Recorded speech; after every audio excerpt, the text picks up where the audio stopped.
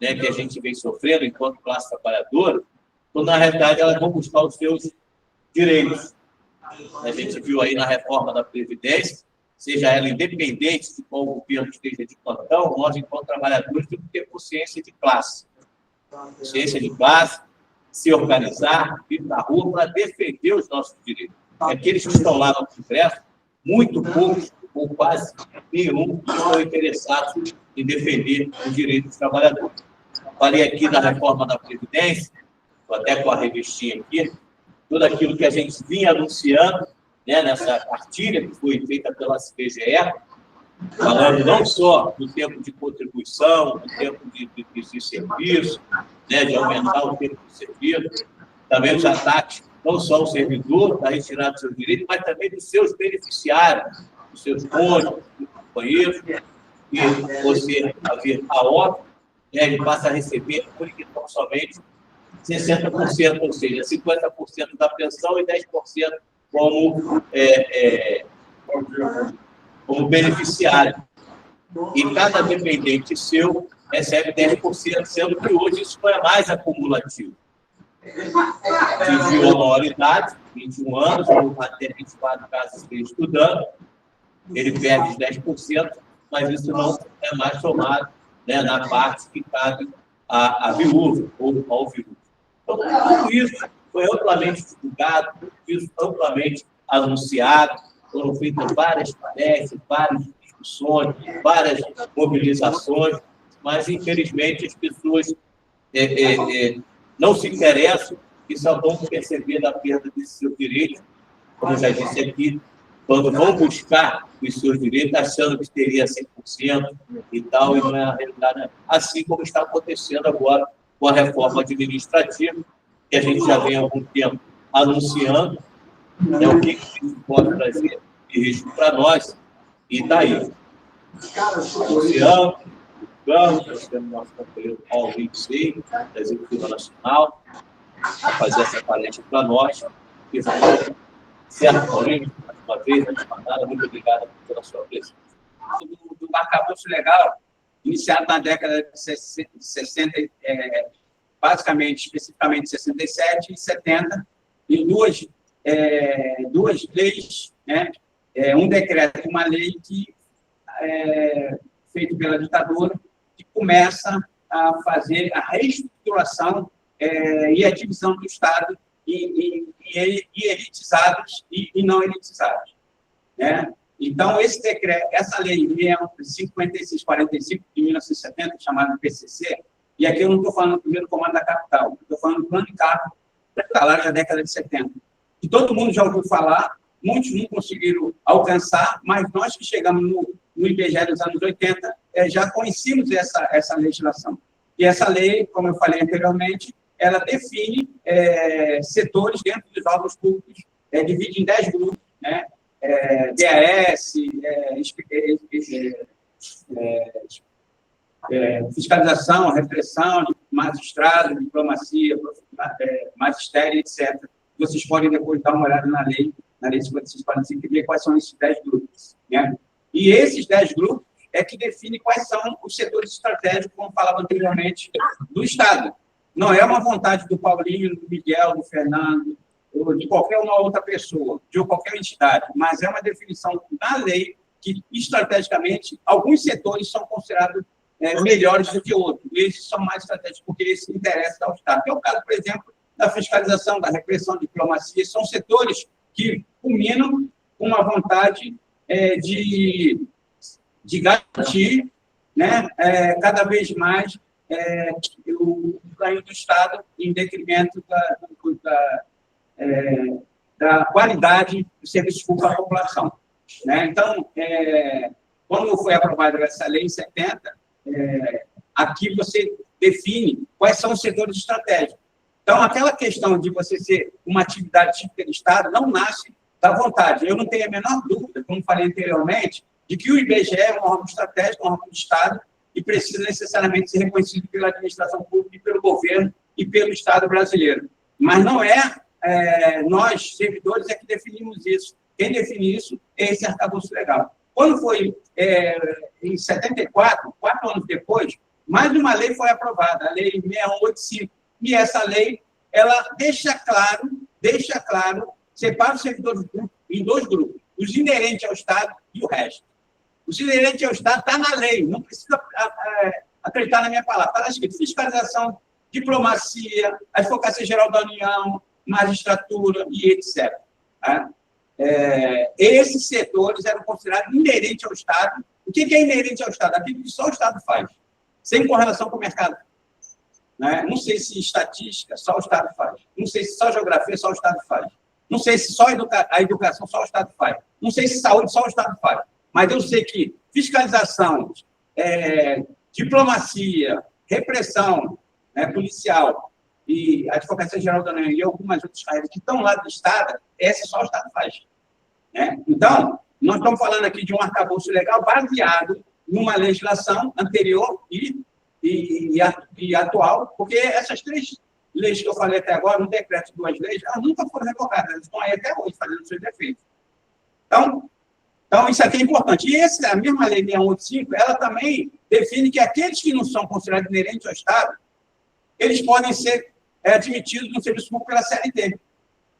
E é quando a gente entra no IBGE nos anos 80. Eu entro no IBGE nos anos 80 na CLT. Por que eu entrei na CLT? Porque o IBGE era bonzinho comigo? Não, porque esse decreto permitiu que todos os servidores que não eram estatutários, considerados inerentes ao Estado, pudessem estar na CLT, admitidos pela CLT. E aqueles servidores estatutários que não foram reconhecidos como inerentes ao Estado, eles foram dados a oportunidade de migrar para a carreira da CLT.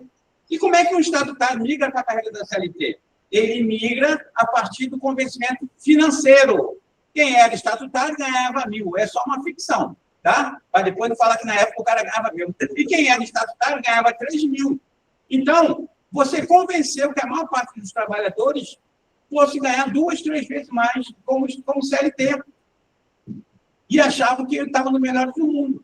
Né? E aqueles estatutários que não quiseram migrar para a carreira, porque sentiram o risco de demissão até, inclusive, esses falaram que não queriam ir para a CLT, ficaram em quadro de extinção, chamado QEPEX, quadro de extinção de serviço público. Tá?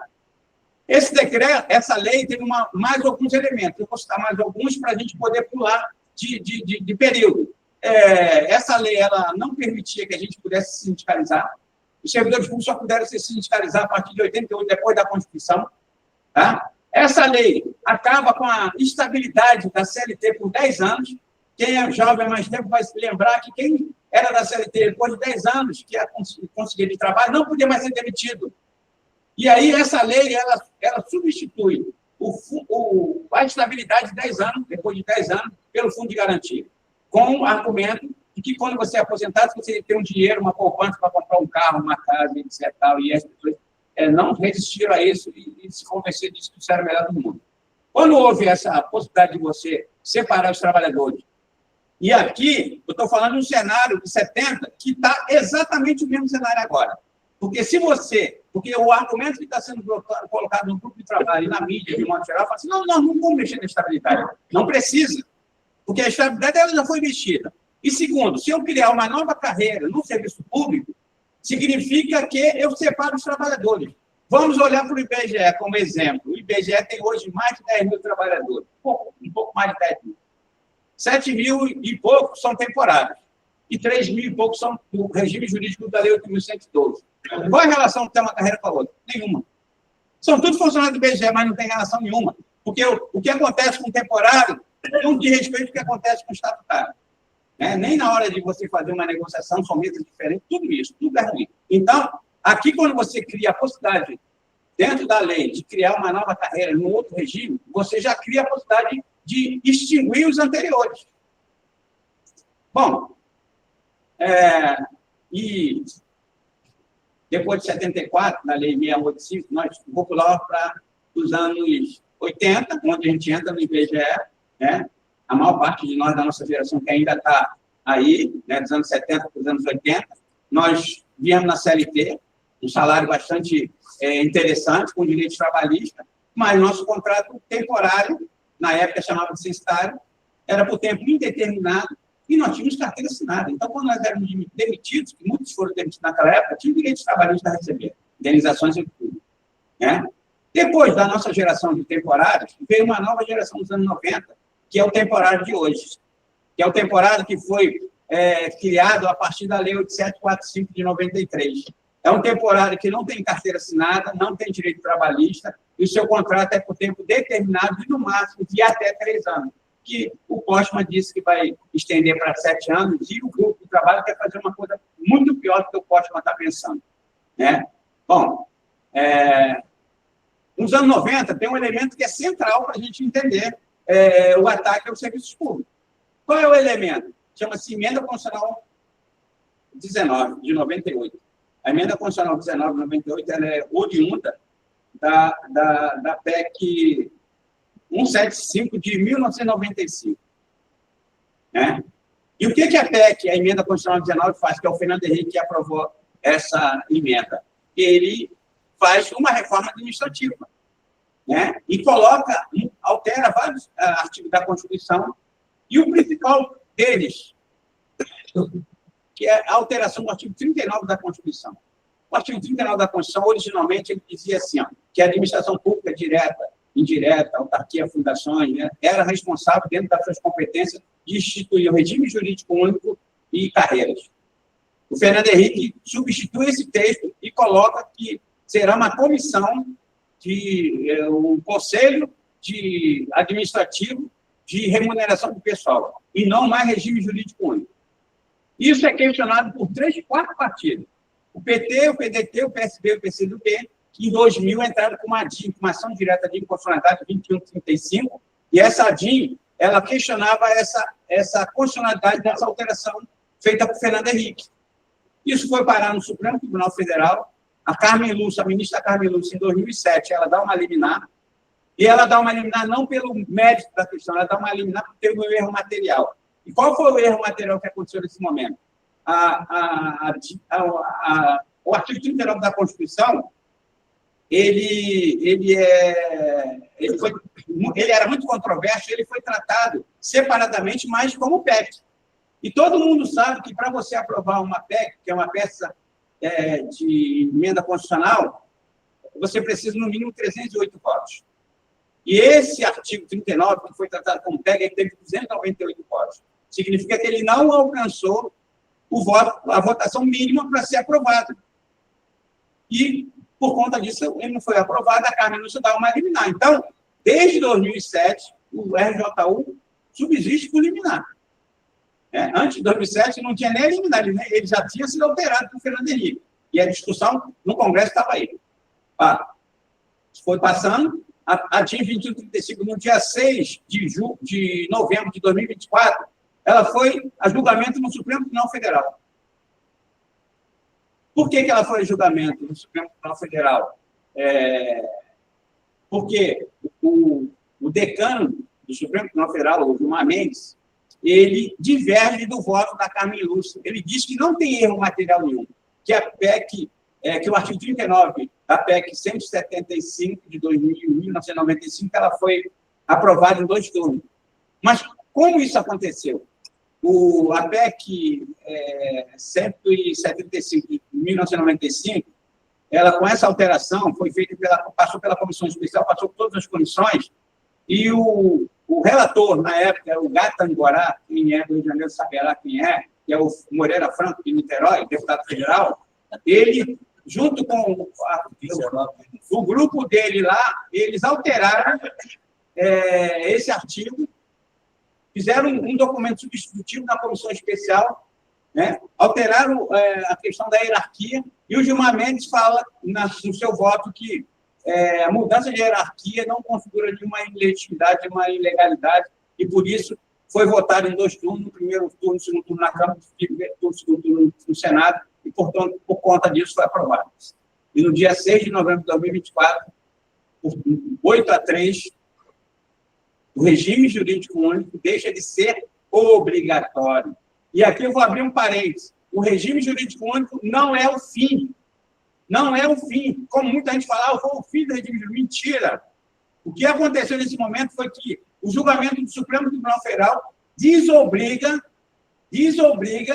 os entes federados, União, Estado, Distrito Federal e municípios de fazer a admissão pelo regime jurídico único da Lei 8.112. Desobriga, mas não acaba.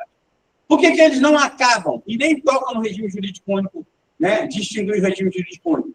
Porque vocês lembram que lá em 74, naquela Lei 6185, um setor estratégico do governo foi separado e eles continuaram sendo estatutários, concursados e foram admitidos pelo regime estatutário da época, que era a Lei 1711.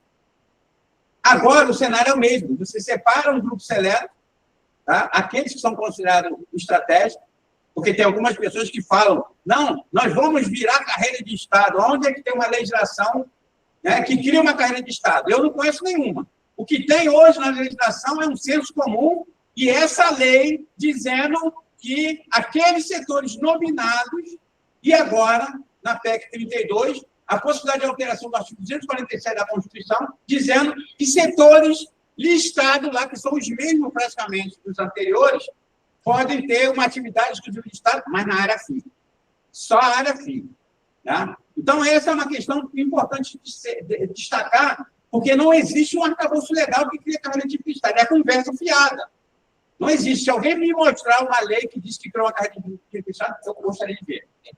Tá? Tem atividade que estão reconhecidas como inerente ao Estado e atividade típica de Estado. E a atividade típica de Estado na Constituição tem um critério. Qual é o critério? Você precisa ser um servidor de provimento efetivo. E o que é um servidor de provimento efetivo? É só você ir no artigo 10 da Lei 8.112, o regime jurídico, você vai saber o que é um servidor de provimento efetivo. O servidor de provimento efetivo é aquele que, em decorrência do seu concurso público, depois de 3 anos de efetivo exercício, passa a ter estabilidade e efetividade. Por que eu estou destacando isso? Porque nós, servidores públicos, não estamos no mesmo quadrado. Eu vou definir aqui para vocês dois critérios importantes para que a gente possa entender. Eu vou definir como é que nós estamos divididos na gestão e como é que nós estamos divididos previdenciariamente. Na gestão, quem somos nós? Bom, eu vou dar o exemplo. Paulo Lindsay, servidor do IBGE, que entrou para o processo seletivo em 1981, não foi concurso, porque as pessoas falam, eu fiz prova, eu também fiz. Fiz prova até no Maracanãense, mas não era concurso, era processo seletivo. E uma outra parte da nossa geração entrou pela janela.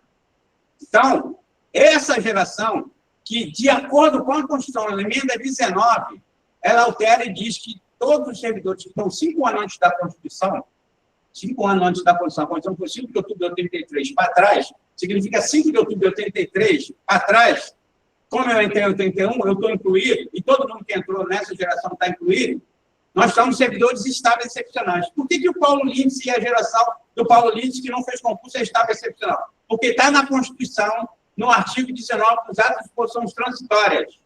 Você não precisa acreditar em mim, você vai lá e vê. Todo servidor admitido no serviço público, 5 anos antes da Constituição, sem concurso público, é um servidor de Estado excepcional. A emenda 19 fez uma outra definição, que é que o servidor que entrou 5 anos antes da Constituição para frente, no caso do IBGE, eu estou falando aqui de 83 até 97, porque o IBGE passa a ter um concurso público a partir de 97, é o primeiro concurso público do IBGE. Então, todo mundo que está nesse limbo de 5 de outubro de 83 a 97, antes do concurso, são servidores não estáveis. Ah, mas eu tenho 42 anos. Já tem, mas tu não tem estabilidade. O Paulo Lindsay está falando, não, é a Constituição. É só você ler que está lá escrito na Constituição. E nós temos os servidores a partir de 97, no caso do IBGE, e todos os outros órgãos que fizeram concurso público, que são servidores estáveis efetivos a partir do estado probatório, de 3 anos de estado probatório, de efetivo exercício do estado probatório. Esse servidor, se conseguiu passar 3 anos em efetivo exercício do estado probatório, ele passa a ser um servidor estável efetivo, em decorrência do seu concurso público. Isso é importante deixar claro, porque é o seguinte, nunca na nossa história ninguém usou isso como regramento para mudança de carreira. Todas as vezes que nós mudamos de carreira, nada disso foi levado em consideração. Mas agora o cenário é outro. O cenário agora é um congresso reacionário, um congresso que está ligado com a FIJAM, com a Fiesp, com o setor econômico, com o terceiro setor, e com o grande capital financeiro, que querem detonar os servidores públicos. E por isso tem tantas reformas com o argumento de que o Estado é ineficiente, é paquiderme e etc., que é tudo conversa fiada, tá? E que está gastando muito com o Estado. Então, eu provo para vocês que é tudo mentira. Ineficiência. Não, nós somos muito eficientes e a própria pandemia mostrou como os servidores públicos, e principalmente o pessoal da saúde, foi eficiente para manter a vida das pessoas, da população, né? E nós, servidores aqui, ficamos o tempo todo divulgando nossos dados e tal, todo o serviço público de modo geral, né? Então, nós somos muito eficientes, até porque a falta de estrutura que tem hoje no serviço público, nas 3 esferas de governo, é clara, né? É uma precarização massiva, né? Bom, em 93, houve uma lei aqui federal, que é a Lei 8745. Essa lei é importante, que é uma lei que cria o trabalho temporário. Então, eu e todos nós que estamos antes dessa lei, que fomos trabalhadores temporários, na época chamada censitário, nós não tínhamos uma lei federal que regia o nosso trabalho. A gente era CLT, o contrato da gente era por tempo determinado, o nosso salário era bom. Eu entrei no IBGE como auxiliar técnico administrativo, eu ganhava entre 7 e 10 salários mínimos. Né? E outros trabalhadores que entraram ganhavam a mesma coisa, né? Ou mais do que eu até. Então, nós tínhamos salários bons, nós tínhamos a possibilidade de continuar dentro do órgão. Por que nós tínhamos possibilidade de continuar dentro do órgão? Porque não havia ainda a Constituição de 88. Só a Constituição de 88 diz que você só pode ser admitido no órgão se você tiver concurso público. Tá? Então, sem concurso público, você não pode ser admitido para ser servidor público do regime jurídico único. Né? Então, essa lei... e a partir daí, eu fiz uma tabela até mostrando, desde 99 para cá, a evolução da quantidade de servidores públicos temporários. Hoje nós temos temporários no Serviço Público Federal, no Poder Executivo, em torno de 31 mil servidores. Esses 31 mil, mais de 7.100 são do IBGE. O IBGE é o campeão de servidores públicos. No caso da educação, se você juntar todas as universidades, nós estamos falando aqui de 14 mil trabalhadores temporários, a maior parte professores. Tá? E os 3 principais setores que têm temporário é o IBGE, a educação e a saúde. Bom, e por que é importante destacar isso aqui?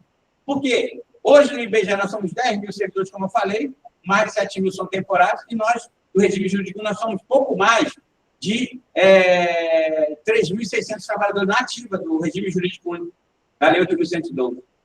Então, nós estamos sendo enxugados, e desse total de 3.600 e pouco, nós somos mais de 1.000 de abono de permanência. Apesar de nós recebemos agora o CNU, que não foi preenchido nem aquelas 900 vagas do IBGE, foi 600, 700 e poucas vagas, muita gente não quis vir para o IBGE, foi para outro órgão, que não está preenchido ainda, né? Mas a gente agradece o concurso, se todo ano tivesse um concurso e entrasse 500, 600 vagas, era importante para o serviço público que está no IBGE, porque nós estamos sendo enxugados, nós estamos sumindo. E aí a reforma administrativa, ela vai nesse sentido, né, de querer acabar com a admissão massiva de trabalhadores por concurso público pela Lei 8.112 e colocar trabalhadores temporários. Bom, eu citei para vocês a definição de uma divisão pela gestão. Agora eu vou fazer uma divisão pela Previdência. Quem somos nós, divididos, enquadrados? Servidores que entraram no serviço, admitidos no serviço público até antes da emenda 41 de 2003, são servidores que têm paridade e integralidade salarial. Servidores que entraram em 2003, na emenda 41 para frente, até 2012, são servidores que aposentam para a média das 80 maiores remunerações. E servidores que foram admitidos depois de 2012, pelo FUNPRES Previdência Complementar, esses estão limitados ao teto da INSS e, se ganha mais do que eles, têm que ter previdência complementar individual. Então, você sabe quanto paga, mas não sabe o que ganha, porque grande parte do patrimônio do FUNPRES está aplicado no mercado financeiro, e a gente sabe como é que é quando aplica no mercado financeiro. Pode dar muito dinheiro, pode dar muito prejuízo. Né? E aí eu sempre sinto o pessoal que é mais da esquerda, que geralmente não acredita em Deus, que é ateu, está com problema. Porque ele não pode nem ter fé que daqui a 30 anos a fundação, a Previdência Complementar, o FUNPRES, vai existir. Porque hoje, o FUNPRES, que é uma fundação pública, ela está fazendo a gestão junto com os bancos da Previdência Complementar. Não é mais uma gestão feita pela Fundação FUNPRES. né, que é pública. Agora os bancos estão comandando a brincadeira toda. E aí a gente já viu esse filme. Várias previdências no passado quebraram, né, e as pessoas ficaram sem as suas aposentadorias. Então, eu aconselho que quem é ateu comece a arrumar uma religião para poder ter fé daqui a 30 anos, você descobrir que aquele banco que ficou com o seu dinheiro, o Fundeb, não existe mais. Né? Ou ele aplicou as ações do Eike Batista, ou ele aplicou em qualquer tipo de ação da loja americana e o prejuízo foi total e você não teve que receber. Tanto é que isso é claro que a Lei 8.112, a Lei 12.618, tá? De 2012, que é o que instituiu a Previdência Complementar, ela diz bem claro, até o teto do INSS eu garanto a tua aposentadoria, acima disso, reza para chover. Tá? A lei está te dizendo isso. Uma lei que diz que só garante até aí, se você ganhar mais do que isso, você tem que ter Previdência Complementar, ela está deixando bem claro. Acredita quem quiser. Bom, vou ir para a gente ir finalizando aqui, para a gente poder abrir o debate. Quando foi em 2015, houve uma outra legislação que alterou. Por que eu estou falando as legislações de tempo em tempo? Né? Porque esse arcabouço legal ele é importante para mostrar como as situações estão encadeadas. Então, quando foi em 2015, houve uma alteração da lei da pensão, a Lei 13.135, feita pela Dilma. A nossa pensão, até essa alteração dessa lei, ela era vitalícia. Então, você entrou no serviço público hoje, morreu amanhã, o teu pensionista ou tua pensionista tem direito a receber a pensão vitalícia. Com essa alteração, você, para deixar uma pensão, você tem que ter 2 critérios básicos. E eu não estou falando de serviço público, estou falando de alteração do regime próprio, do regime geral e também das aposentadorias especiais. Todo mundo, tá? Então, para deixar uma pensão, você precisa ter, no mínimo, 2 anos de casamento de união estável e tem que ter, no mínimo, 18 meses de contribuição previdenciária. Então, se você entrou há 1 ano e morreu, não tem 18 meses. Então, você não pode deixar a pensão. Você tem uma esposa, tem um pensionista ou uma pensionista, ela não vai receber a sua pensão, porque você não tem os critérios básicos. Tá, você passou pelos critérios básicos, você tem os 2 critérios, beleza. Agora, vamos para os intervalos que você vai ter de deixar o tempo de pensão. Até 21 anos, 3 anos. De 21 a 26, 6 anos, depois 9 anos, depois 15 anos. E de 41 a 43 anos, são 20 anos de pensão. Então, uma pessoa, e segundo o IBGE, geralmente é a mulher, uma mulher que vai receber uma pensão por 20 anos, com 43 anos, aos 63 anos, sabe o que vai acontecer? A pensão acabou. Acabou como? Acabou porque a lei diz que até são 20 anos de pensão. Só tem direito à pensão depois de 44 anos. E aqui, essa idade não é do instituidor da pensão, é do pensionista e da pensionista. Então, se alguém casou com uma mulher mais nova, olha lá o intervalo para ver quanto tempo essa pessoa tem direito, ou o homem mais novo tem direito à pensão.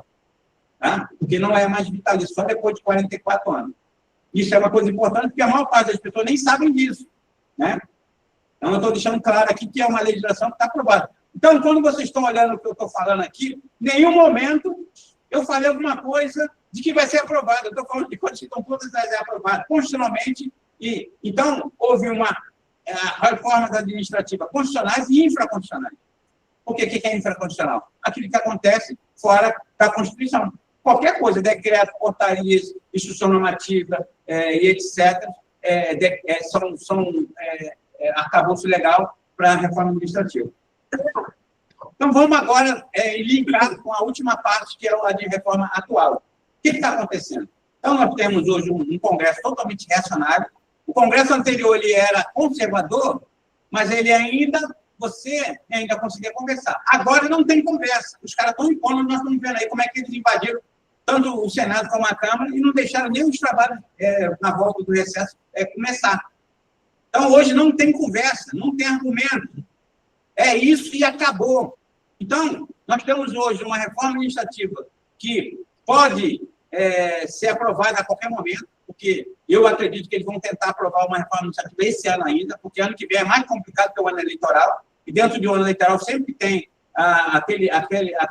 aquela desculpa, né, e aquele medo de repente, eu colocar uma matéria que não agrada a maior parte da população e isso pode não me reeleger, como aconteceu com vários na eleição passada, né? Quando a gente botou nos outdoors o nome daqueles que eram contrário ao povo e eram a favor da reforma administrativa. Nós temos duas discussões hoje colocadas no Brasil, para a reforma administrativa. Uma capitaneada pela direita, pela extrema-direita, pelo centrão, pelo grande capital financeiro, pelos empresários e pelo terceiro setor, que é aquele grupo de trabalho que está lá sendo discutido na Câmara, que o relator é o Zé Trovão, do PSL, do PL de Santa Catarina, e o coordenador do grupo de trabalho é o Pedro Paulo, do PSD do Rio de Janeiro. Tá? Esse grupo de trabalho ainda não apresentou, ele não apresentou ainda o documento final, mas ele já tem anunciado aí as diretrizes centrais desse grupo de trabalho. Tá? Eu até destaquei aqui os principais pontos da reforma do grupo de trabalho. E aí você vê se tem alguma coisa de respeito a você. Tá? Primeiro, a desconstitucionalização dos serviços públicos. Tá?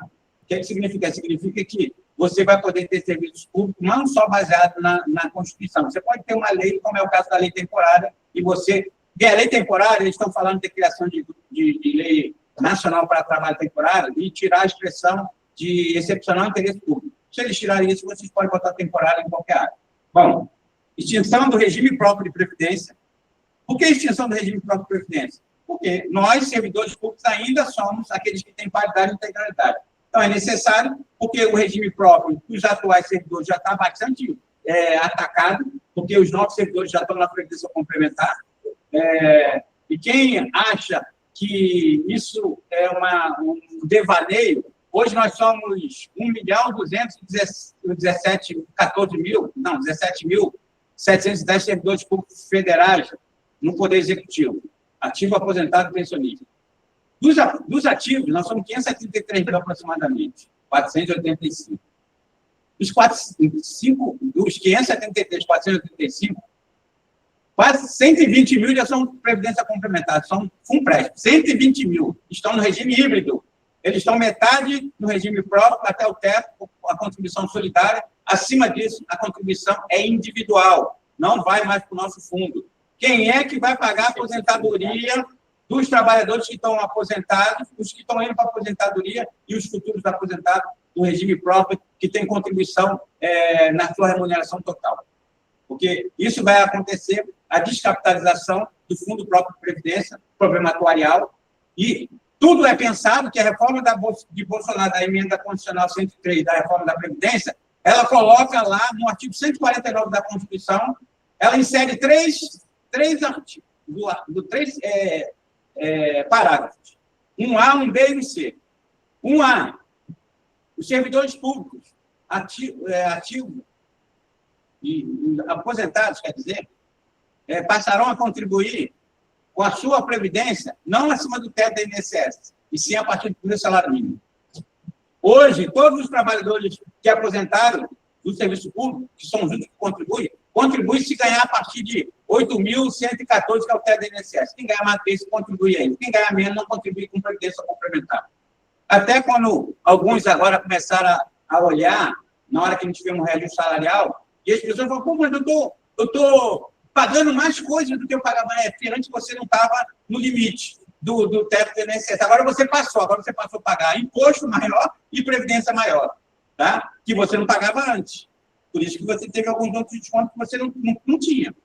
Né? Bom, então, tendo essa mudança, você passa o aposentado a contribuir a partir do primeiro salário mínimo. Se não for suficiente, que não vai ser, eles aumentam a alíquota ordinária, que hoje é de 14 a 22 progressivamente. Se não for suficiente, e não vai ser, eles vão criar alíquota extraordinária e outras medidas, simultaneamente. Se você acha que é mentira o que eu estou falando, você vai para São Paulo, o Dória, quando era governador, ele criou um decreto, que agora eu não lembro o nome, e o decreto diz que o regime próprio de previdência do Estado de São Paulo estava com problema atuarial e foi necessário criar uma alíquota extraordinária. Então, além de 14 a 22, criaram uma alíquota extraordinária de 8%. E outras medidas. O que é outras medidas? Se vocês me descobrirem o que é outras medidas, nós temos na Constituição um cheque branco. Outras medidas vai depender da criatividade dos dirigentes que estão nesse país. Pode ser qualquer coisa. Pode ser redução de benefício, redução de carga horária, com redução de benefício. Pode ser o que eles quiserem. Ah, você deixou na Constituição um cheque em branco. E, então, para vocês verem que qualquer mudança, alteração constitucional, quando eu falo aqui da extinção do regime próprio, eu não estou soltando palavras ao vento. Se vocês olharem a emenda constitucional 103, que é a reforma da Previdência, ela fala que não é mais possível ter, propõe a extinção do regime próprio de Previdência e migração para o regime geral. Você se lembra que eu falei lá de 74, da Lei 1085, que fala que quem não é estatutário vai para o quadro de extinção, quem é estatutário, que não quis ligar para carregar para o quadro de extinção? Então, aqui, os caras... E essa alteração no artigo 40 da Constituição, no parágrafo 22, ela é a origem do decreto 10.620. O que é o decreto 10.620? São aqueles que jogaram já 9 autarquias, que é o caso da educação, no INSS. Os trabalhadores já estão regidos pelo INSS 9, e não conseguimos. O decreto 10.620, nós não conseguimos, no revogar, se for colocado pela bancada sindical na negociação com o governo, revogar isso. O governo ainda não revogou, e o governo está propondo uma nova legislação, sem discutir com a gente não sabe o que vem pela frente aí, para essa questão da gestão, porque na própria emenda 103 da reforma do Bolsonaro, da reforma da Previdência, ele colocou que a gestão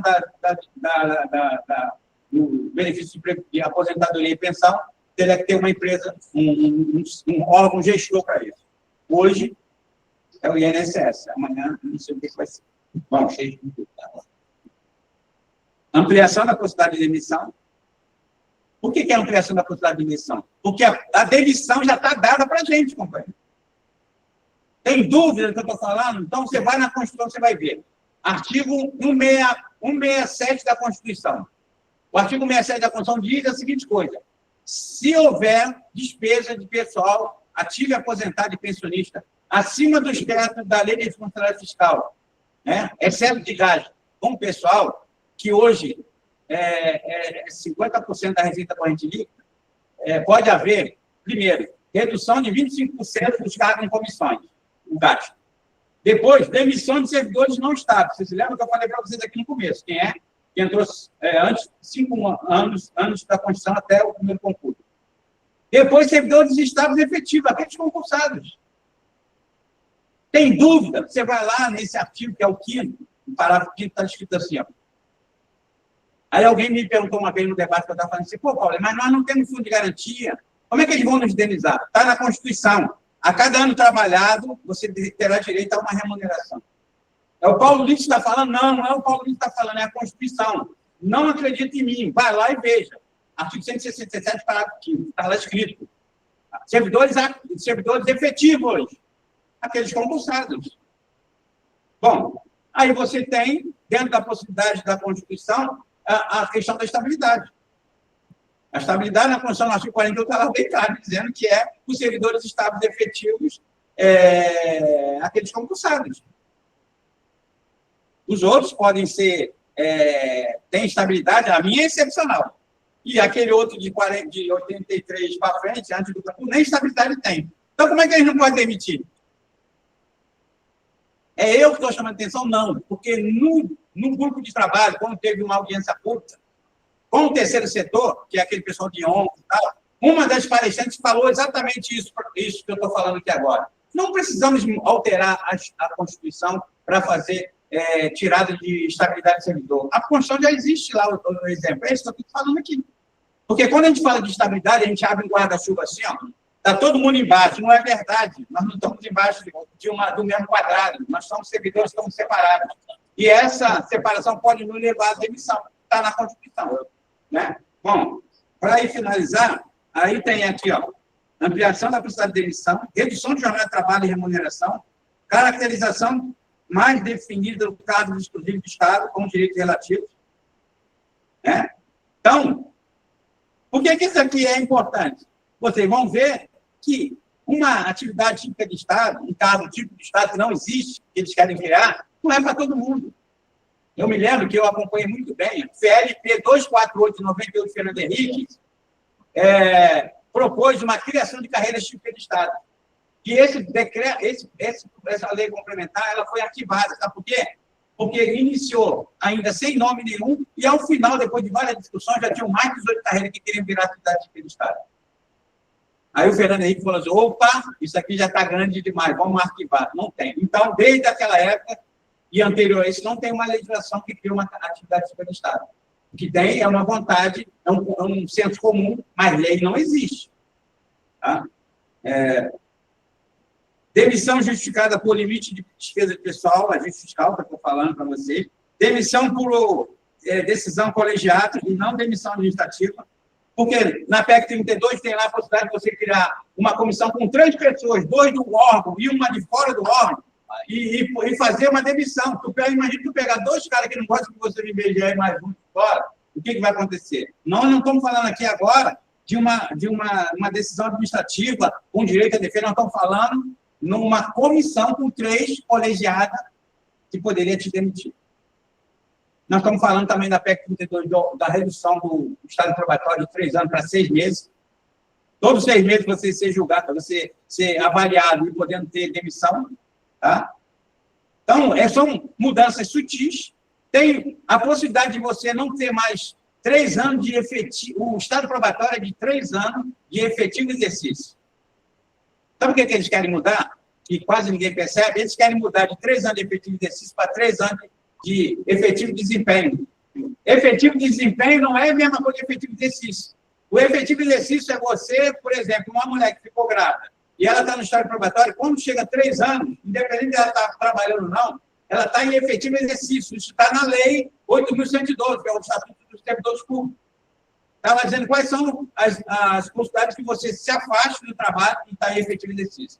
Quando você coloca efetivo desempenho, uma situação dessa que você está grávida, ficou 9 meses fora, você não está em efetivo exercício. Tá?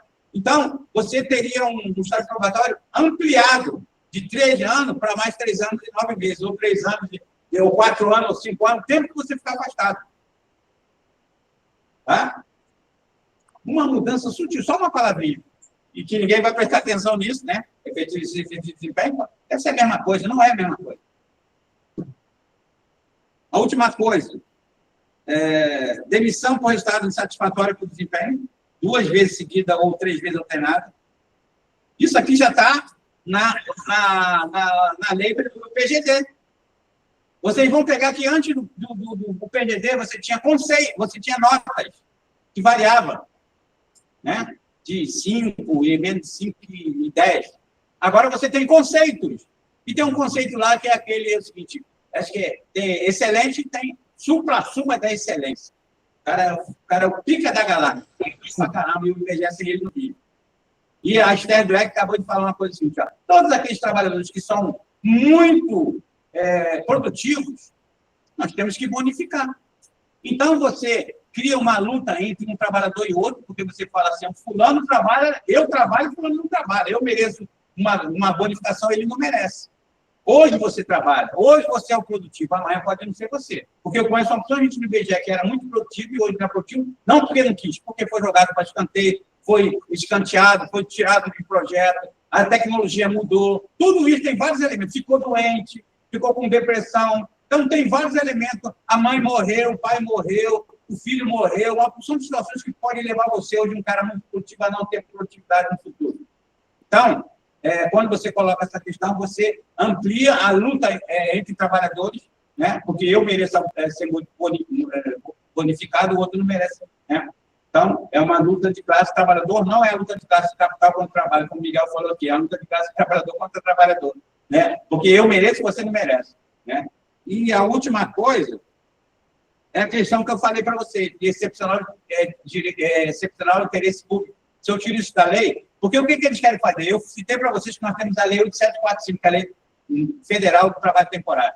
O que eles querem criar é uma lei nacional. A lei nacional incluiria todos os entes federativos. União, Estado, Distrito Federal e município. Né? Por quê? Porque os municípios, não existe uma lei de temporário. Né? E aí vocês vão lembrar, tem um documento que chama-se, agora eu esqueci, mas era do Simon Schwartz, da década de 90, esse Tavol, já sei lá como é que era o nome, né? Que ele fala de que uma das dos problemas que eles tinham na administração pública era exatamente o regime jurídico único. Eles precisavam que houvesse uma flexibilização das admissões de serviço público. Eu estou falando dos anos 90. Você se lembra que lá é aquela discussão do Estado mínimo de Brescia Pereira, Fernando Henrique e companhia. Então, nós estamos falando, por isso que eu estou falando que é um projeto encadeado. Nós temos vários momentos da nossa história que cada ator eles aparecem e vão colocando um tijolo na parede para construir esse desmonte do Estado brasileiro, social. Né? Terceirização, de funções e privatização do serviço público, né? Que é a cooperação com empresas, restrição de novos empregos, novos empregados públicos e utilização de plataformas digitais, né? E a última coisa, a plataforma digital e a inteligência artificial vão corroborar para essa redução. Eu peguei um dado do Boletim de Estatística Pessoal entre 2016 e maio de 2025, nós perdemos no serviço público federal, no Poder Executivo, 50 mil servidores aproximadamente. Perdemos como, Paulo? Caíram no ralo? Não. As pessoas eram pensionistas, morreram e não vão mais na conta do serviço público. E aí eles tiveram que fazer uma entrevista e falar assim, em 10 anos, nós vamos perder 180 mil servidores. E eu fiz um cálculo aqui de 2019 a 2025, nós estamos falando aqui o quê? Aí, 6, 7 anos, 50 mil, ela está falando em 10 anos, 180 mil servidores. E por que isso é possível? Porque nós temos inteligência artificial, que vai reduzir o número de pessoas de carne e osso, e plataformas eletrônicas. Nós temos um exemplo bem clássico, que é o chamado meu INSS. Antigamente, quando você tinha um problema do INSS, você ia na agência do INSS resolver. Agora, você vai para a plataforma eletrônica. Se alguém te atender lá, marcar um dia para tu ir lá aí você consegue se resolver. Senão, você fica por isso mesmo. Então, companheiro, é isso que eu queria colocar para vocês. É a necessidade qual? Qual é a necessidade nesse momento?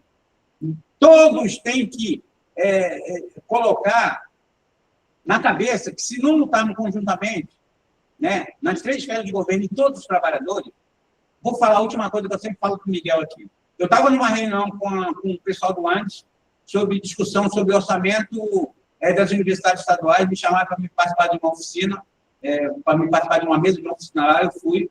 E depois que acabou o debate, né, que a gente fez lá, foi muito bom, eu aprendi muita coisa, também passei muita informação para eles.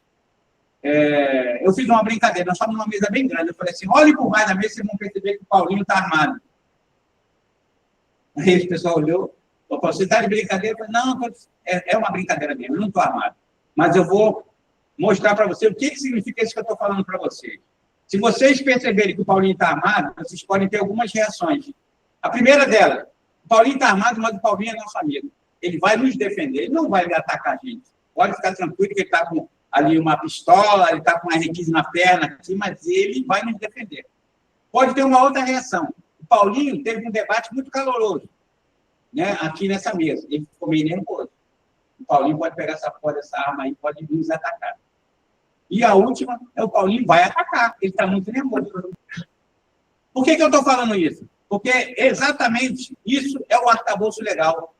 É você colocar na mesa dos trabalhadores um arcabouço, uma legislação, seja ela constitucional ou infraconstitucional, de que eu posso fazer o que eu quiser com você. Até hoje eles não fizeram.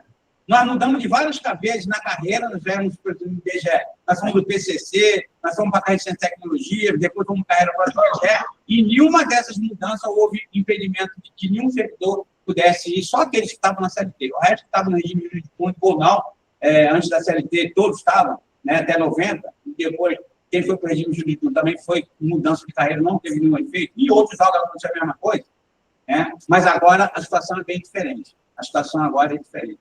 E uma última coisa. Eu acho que quando você escutar a palavra extinção, não olhe só para a questão da gestão, da legislação.